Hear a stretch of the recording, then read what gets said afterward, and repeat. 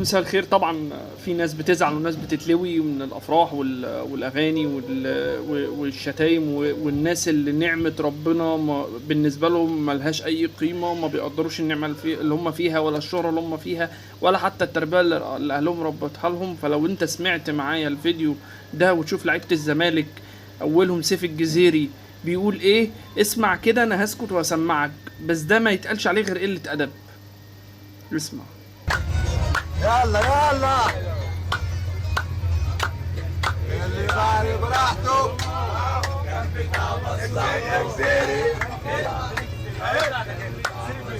جزيري وما بحر واللي جرحني جرح هي الولاد